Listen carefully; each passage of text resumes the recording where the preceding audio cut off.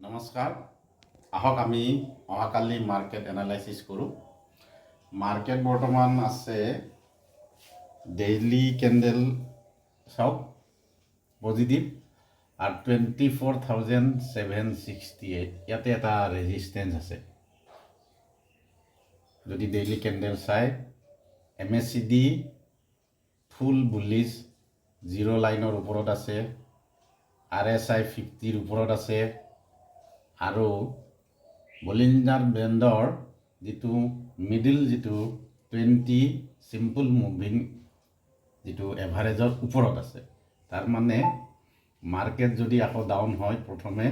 24,654 ৰেজিস্ট্যান্স ল'ব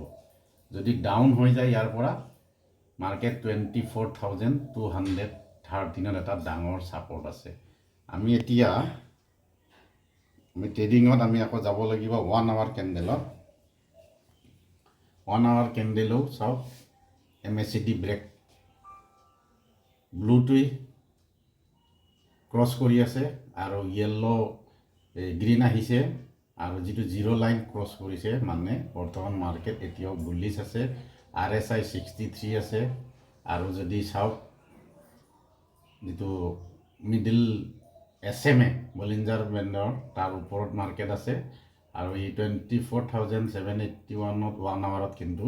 এটা ৰেজিস্ট্যান্সত গৈ আছে গতিকে সোমবাৰে মাৰ্কেট খুলিলেও এই লেভেলটো কলৈ যায় আমি চাব লাগিব আৰু ইয়াতে যদি আমি আপ ট্ৰেন্ড হয় তেতিয়াহলে আকৌ আমি ডেইলি ক্যান্ডেলত গৈ ইয়াৰ টাৰ্গেটটো ল'ব লাগিব এইটো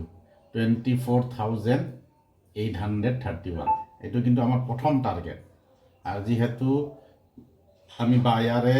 এই টার্গেটটো যদি হিট হয় তেতিয়াহলে আকৌ এটা রেজিস্ট্যান্স ইয়াতে গৈ মার্কেট আকৌ রিটার্ন হওয়ার চান্স আছে গতিকে এই টার্গেটটো লো যদি হিট হয় তেতিয়াহলে এক্সিট কৰাই ভাল হ'ব আৰু যদি 15 মিনিট আমিতো যেহেতু ট্ৰেডিংটো কৰিম 15 মিনিটত আমি টাৰ্গেটবোৰ বনাই ললো সব মার্কেট ইয়াতে আছে এইখিনিত আছে গতিকে এইখিনিলৈকে হল টার্গেট যদি এই টার্গেটটো হিট হোৱাৰ পিছত বায়াৰ সকলে এক্সিট কৰা ভাল কাৰণ 15 মিনিট ক্যান্ডেলও এতিয়া MACD কি সুন্দৰকে বহলকে আপ ট্ৰেন্ড লগতে গুটেইবোৰ গ্ৰীন RSI 70 আৰু বলিঞ্জাৰ বেণ্ডৰ যেটো SMA ৰ ওপৰত আছে গতিকে মাৰ্কেট যেহেতু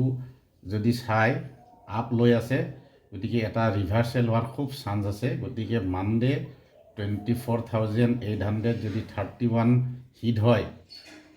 ইয়াৰ পৰা কিন্তু